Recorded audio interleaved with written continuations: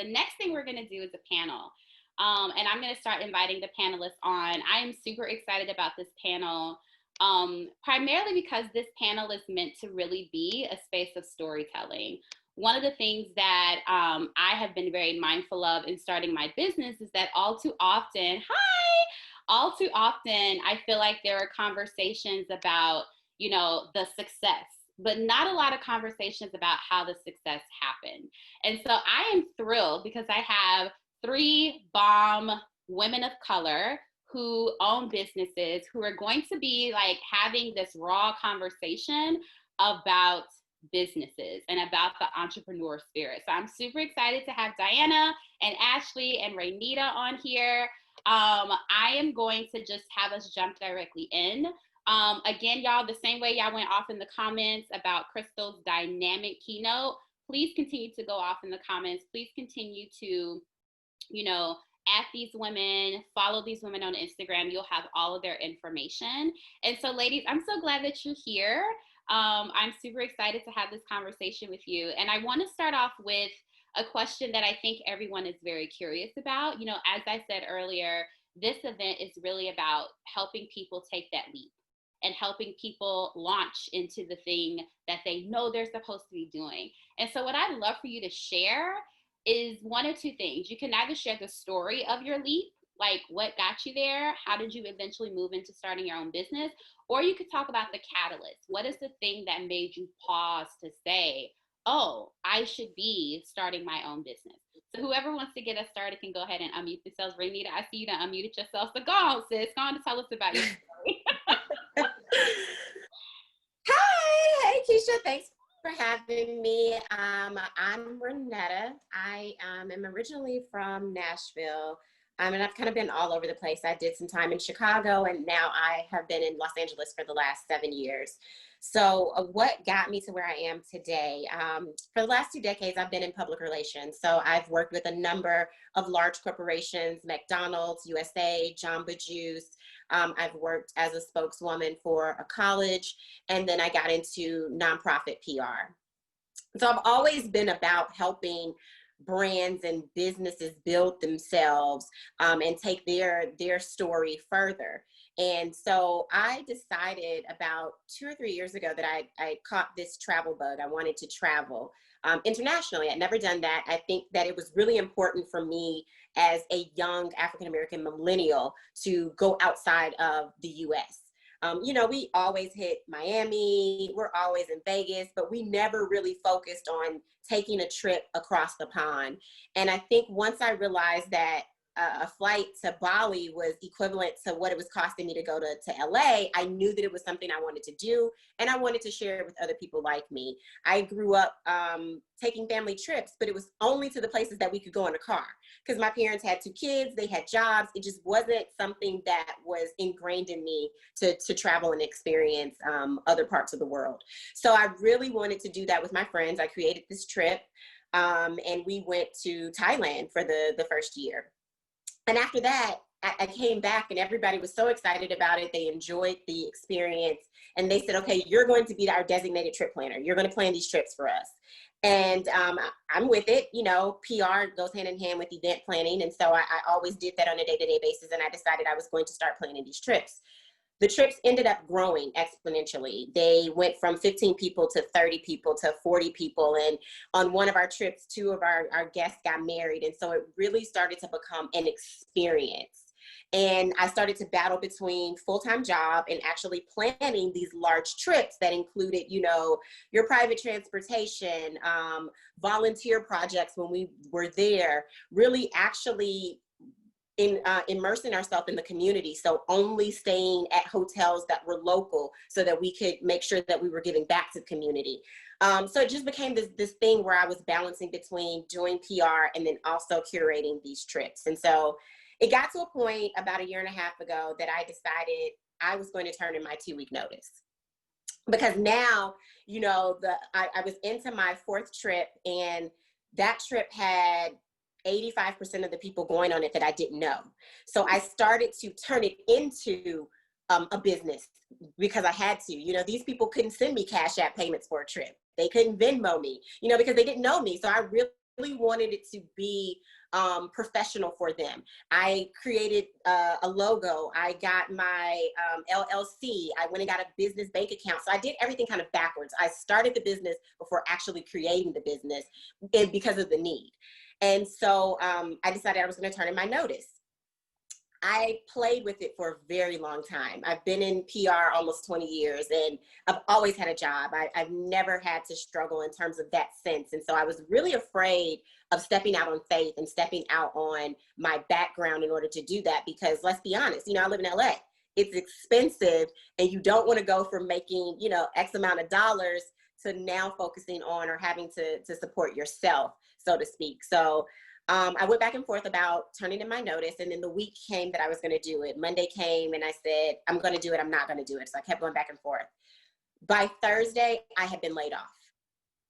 So I was pushed into actually creating this company that I was second guessing myself on. It was like the universe said, okay, hey, we're going to make you do this whether you want to do it or not. And so it ended up being a blessing because, as you get laid off, you get unemployment. I got severance. I got all of these things that helped propel me into creating this company. Since then, I've been able to kind of work on it myself. I did my own website. It is not, the most amazing because I am not by far a web designer, but it is very sufficient. It's enough. I've always written copy and did those things. And so to me, taking on these opportunities are really about pushing yourself to do it, looking at your hobby as more than a hobby. It is something that you can turn into a successful business, and you can turn that into an income. And I think that once we get that mindset, once we think that this is more than just something I like to do, it's something that I can make money from, or it's something that I can help grow from, or I can even, share with someone else or the community, then that's when it becomes that job. That's when it becomes that career. And that's what pushed me into it. And so since then, I actually became a flight attendant. So I'm doing everything that leads me into really making this more of my career and my lifestyle. I still do PR. I do it as a freelance now. So I'm doing more so of my own PR than, picking up clients here and there. But really my life now has been focused on traveling and creating these experiences for people. So. Anna, Ashley, tell us about your journey. Like, how did you get here, or what was the catalyst that really made you be like, all right, this is it? Okay. So kind of similar. I think, for a lot of us, we're always teetering back and forth when you have something that you're really passionate about versus, your corporate job, whether to leave or not. A little bit different, was working in marketing and advertising, multicultural marketing, for about 8 years. And in 2018, I was in a position that I just really didn't like the team that I was working with. I didn't like the account that I was working on, and I kind of decided, this is not for me. I'm going to walk away from it.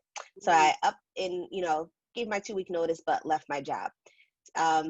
Started to find another agency that I thought was a better fit for me, working in marketing and advertising. And then kind of the same thing happened there too, where I just wasn't feeling the team that I was working with. It was a lot of, corporate politics going back and forth within the team dynamics. And I was just like, this is not for me. Something is not fitting, something is not right. And I know that we're starting to become this society where we're against cancel culture. I am 100% here for cancel culture. If something is not fit for me, if something is not right, if it doesn't sit well with my spirit and my soul, you cancel. Right. So in that moment, I was just like, you know what?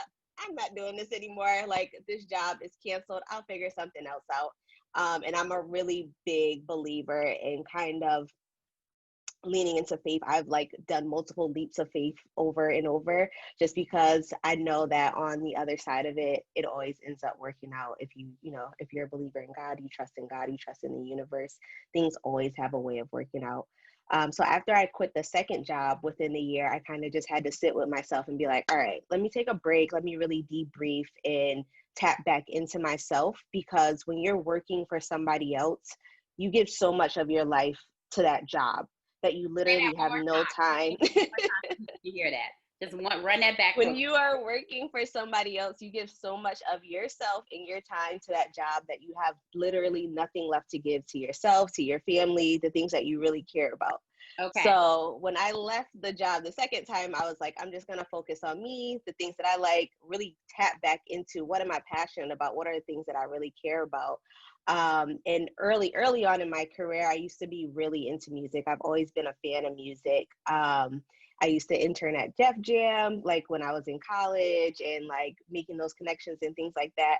So I felt like, all right, this is a great time. I'm still really passionate about music. How does music fit into my life now? I'm not a musician. I don't sing or anything like that. How can I bring this back into my life now? And then that's kind of where I really had the idea of kind of merging the things that really brought me peace during that difficult time of trying to really tap back in and connect with myself, which was mop tub candles, bridging together candles and music and creating an experience and a vibe that I really enjoyed. And then I decided that, hey, I want to share this with the world. I feel like there are probably a tribe of people that also enjoy music and aromatic candles. And wellness, and really tapping into music as a well lifestyle.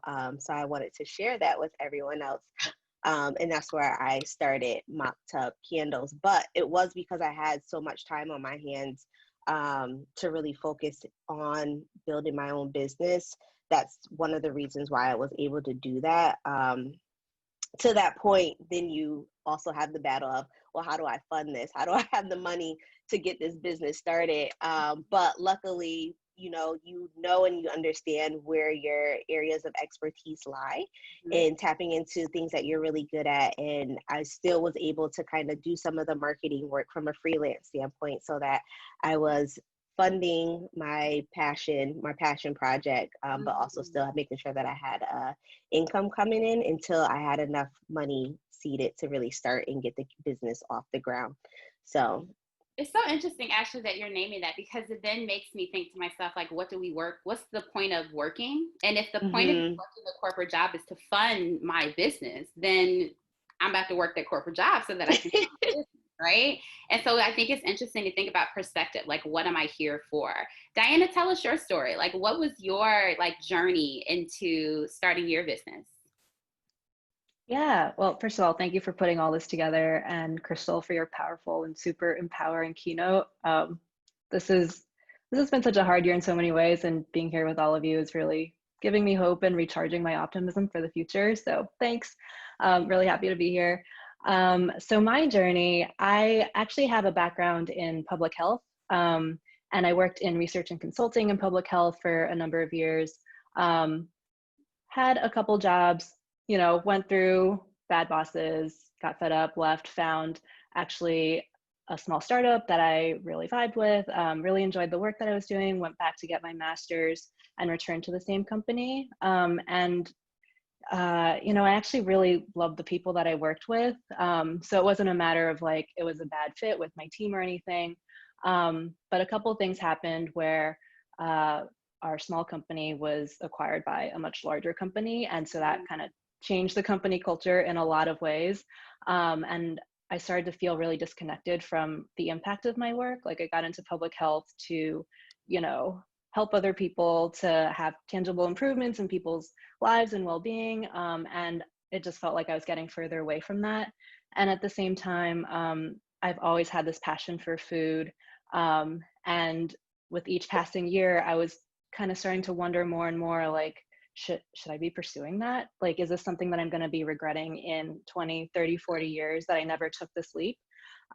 So I think, unlike with some other origin stories, there wasn't like a single aha moment or like a moment where I was forced to take the leap, but it was just kind of this like slow boiling point thing where, every year I would be like, gut check, is this what I want to be doing with my life? On the one hand, cushy job and paycheck, and I like the people I work with. On the other hand, am I still finding passion and purpose in my job, my career?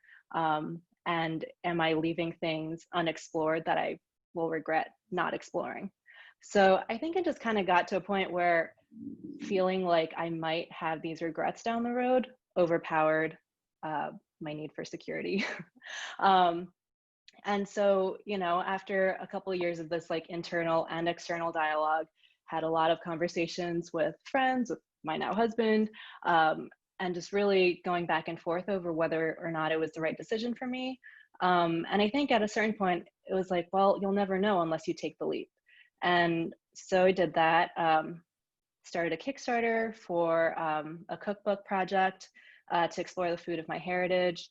And that helped fund a research trip where I went back and visited my family in China, and the diaspora of where I'm from in China is like the hometown for a lot of Southeast Asians who are ethnically Chinese. And so there's this whole really fascinating diasporic cuisine that flowed out from China to Southeast Asia and then into America via a lot of refugees from like Vietnam, Thailand, Cambodia.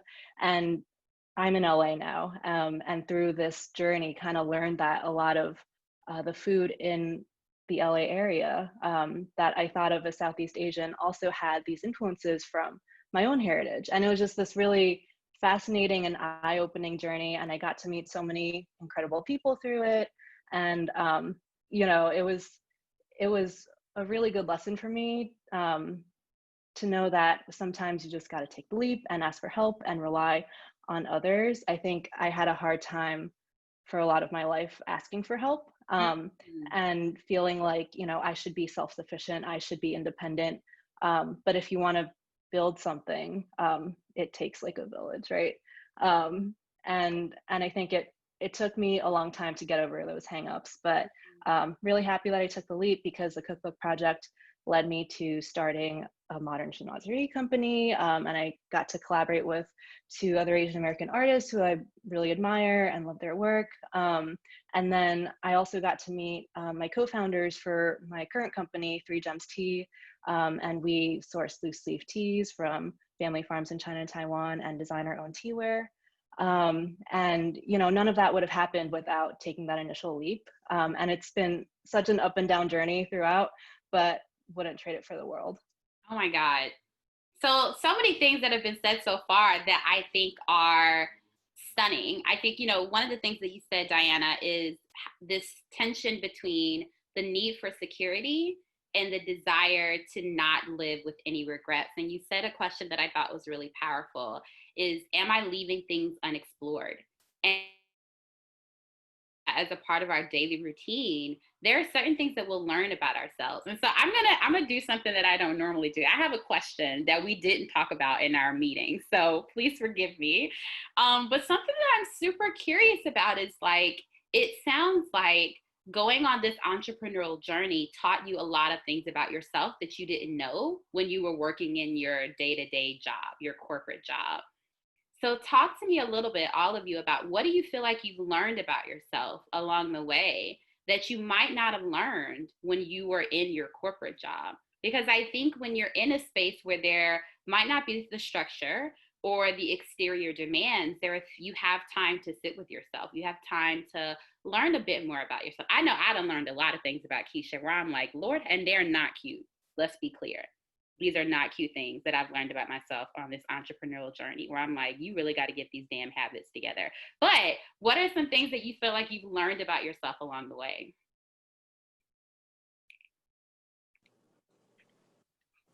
I'll go first. I think that I have learned one that I probably cannot work for anyone else. Not in a way that I can't take direction, but I love my time. I think my time is extremely valuable, and I want to spend my time on what I want to spend my time on. So I want to be flexible in, do I decide I want to get up today and go to work? Or do I want to take a sick day, but it not count towards sick days? Do I want to take 12 days and go somewhere and not have to worry about someone asking me, you don't take 12 days, you know you only have 2. So I think I really want my time. I've learned that. I've also learned that I'm very flexible. When we're in these corporate jobs, we are rigid in terms of what the job is and how much creativity we're given. We're not allowed to be as creative as we actually are. And so I think I've learned that I'm just flexible and I can move around and change and shift on a day-to-day basis. Beautiful.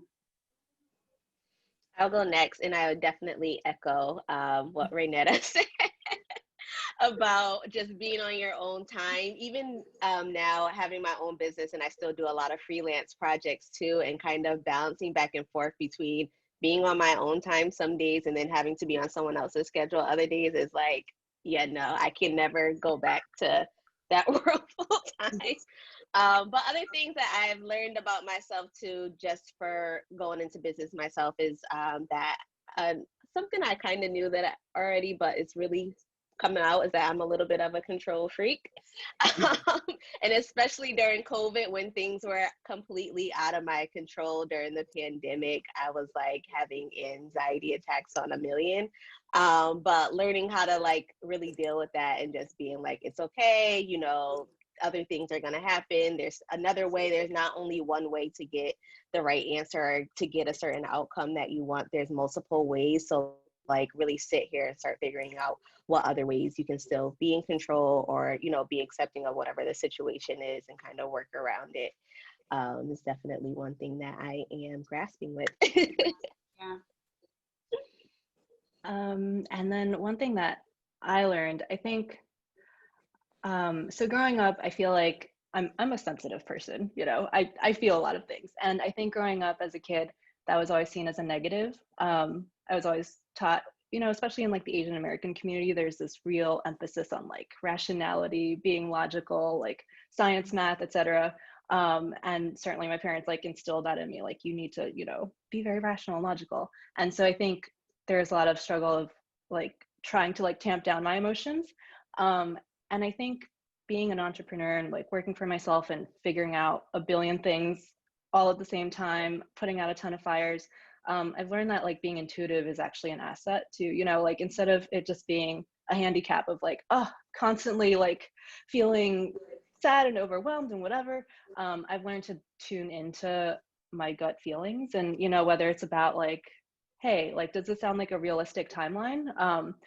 I think in the past I would have been like, all right, let's think it through, like let's put it all down on paper, and that's still a very important part of the entrepreneurial process. But now I've learned to trust myself more, where I can be like, okay, so I've like learned things through the years and my body has taken them on, and sometimes I'll just get like an instinct that like, hey, I don't think this relationship is going to work out, or hey, I don't think this is a realistic timeline. And so I spend less time fighting with myself on like, but I have to prove it to myself first. I've just learned to trust myself more in the process, which has been really nice.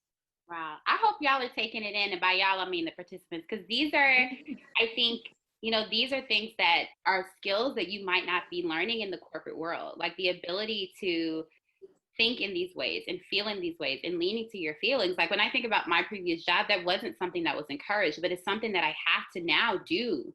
And I think, you know, there are a lot of people in the comments who are like managing money. That's my pitfall. I knew that before. Me owning the business, they had to tell me that. I knew that before. But I think what I have learned about myself is that if it's important to me, I'll do it. If it's significant to me, I will do it, and I will work extremely hard to make sure that it happens. I think, you know, in the past when things didn't matter to me, it showed in my product and showed in my productivity. And so this is really, when you become an entrepreneur, there is no like, oh, I don't want to do this no more. I mean, there is that, but then there's also not that. Like you can't just be like, you know, I'm not going to do this no more. You have to convince yourself to stick with it. And so we have about 5 minutes left. There are two things that I'd love to offer you to think about. One is there like a lasting thought or a quote of inspiration that you like to offer to the other entrepreneurs that are in this room right now watching us? Or do you want to offer a tip that's more about branding and about marketing? So I'll give you like either of those two things as your last response, either a word of inspiration and hope, or you could offer like a practical tip around branding and marketing. So whoever feels led to go first. Okay, I'll kick off. Do it scared. Because if you don't do it at all, thinking that it has to be perfect and it has to be right, you're never going to do it. And it's going to always be one of those moments where you see someone else do it, and then you're like, dang, I could have did it. I was doing that, or I had that idea. It's happened so much. And I look at the experience of being in that 30-ish millennial age. So I came in where jobs were still using fax machines, so to speak. And I've watched younger people create YouTubes, start companies. And in our mind, we look at it and say, that doesn't look professional. How are people spending millions on whatever it is they're selling or saying? But it's because they are literally just doing it. Mm-hmm. They don't care what it looks like. They're learning and they're growing along the way. And I think that's what a lot of us need to take in, is that we can learn and grow along the way. If the first product or version of it doesn't look good, scratch it, do another one. But just do it and do it scared. Yeah. For sure. And I'll go next. I would say definitely be flexible as you possibly can. Like I said, for me, starting my own business, I really learned that I can be a control freak. So it's like I want things done my way or no way at all. But as an entrepreneur, you can't really be like that, because otherwise you'll be like basically giving up and quitting on things all the time. So just be flexible, like especially with this year, the way the pandemic was kind of thrown at us. None of us expected it. I launched Mock Tub in January. I had no idea that 2 months later, everyone was going to be stuck in the house. I wasn't going to be able to connect with consumers and really market the brand the way that I had anticipated, but that's okay. There's always, like I said, other ways to do things. I was able to kind of adjust my sails to the wind and really focus in on doing digital marketing, connecting with people online, hitting Keisha up in her DMs to say, hey girl, let's partner. I see you're starting, I'm starting my thing. Like, let's figure out a way to connect and collaborate with one another. Which, initially I had never thought about doing things that way, but just being flexible, being easily, able to adjust and adapt to whatever is thrown at you is going to be like your best bet when you're starting a new business, and you're not always going to know what to do. Just adjust accordingly as you will. Always have a contingency. Yeah. Ashley and Raynetta, those both resonate really hard with me. Totally agree. And I think I would add on that just embrace like your own perspective. I think a lot of times in our society, it's hardwired into you that like maybe your point of view doesn't matter, you don't see it represented, and so you kind of tell yourself that like what you have to share isn't going to be well received. But I think finding faith in yourself is super important, and just having faith that what speaks to you will speak to others as well, and then having faith that other people who are on the same wavelength as you will find their way to you, like you'll find your way to each other. That's been a really beautiful part of this whole process, just being able to collaborate with other people and seeing them shine in what they do, and then working with them and like us supporting each other and building something bigger together. That's been like the most rewarding part, I think, of this whole journey. And I think it all starts from, feeling like you should be out there sharing your vision with the world, and finding those other people who feel the same way. Oh my goodness. I wish I could be on this call with y'all for another like 2 hours, because there are so many things that you're saying that even as y'all know Aries, we confident, we think we can take over the world and do anything. But as I'm listening to all of you, actually, I think that's huge. I think especially at a time right now where nothing is stable, like nothing is stable. So the ability to pivot and reimagine yourself constantly is so significant. I think Raynetta, I'm so country. I keep saying Raynetta. Is it Raynetta? Raynetta. Yes, all in the same. I think I said Raynetta. That's the country coming out of me. I'm from North Carolina. Raynetta. That whole concept of doing it scared is huge, because I think that especially perfectionists, we wait and we wait and we wait and we wait and then revise and revise, and we rationalize it by saying I want it to look really, really good. But it's like your first website is not going to be your best website, boo. So you might as well just put that little janky website out there and go for it. And so I think, and let it go. Alicia, I'm on your row. I'm in your pew. I'm next to you. Yeah. I see her popping up. Otherwise, we'll never do it. We will never do it. Exactly. And I love the testimony, Raynetta, because you started and then you went back and got all the legal stuff. Because that's what I did. I was like, you know what, I'm going to launch this. And all the other stuff that I'm supposed to be doing, it'll come. It'll come. And I think, you know, Diana, you said, and I'm quoting you, what speaks to you will speak to others. And I feel like that's so important because it's important for us to recognize that whatever is in our head, someone needs to hear it. Someone's craving to hear it. Like the three of you coming here today and speaking to the other women who are in this, like they needed to hear what you had to say. And so I'm so grateful that you took the time to be a part of this panel, to speak your stories, to speak your truth, and to be in this space with us. I'm definitely going to be hitting y'all up for a part 2 and a part 3 and a part 4 because this conversation could go on forever. And I know that there are people in this room right now who want to continue to connect with you. So I'm just going to name this only because of time. Every single one of you that's in this room right now will receive, you have received, but I will resend it to you, a presenter's guide that will have all of their information, their social media information, their bios, where you can support them financially, give a love offering, but also where you can continue having these conversations. Like Carolyn, I saw you wanted to connect with Diana to learn more about the loose tea. You will have all of her information, okay? So ladies, thank you so much for being here today. Thank you for bringing your brilliance and your joy and your dynamic energy. And I will be hitting y'all up for a part 2.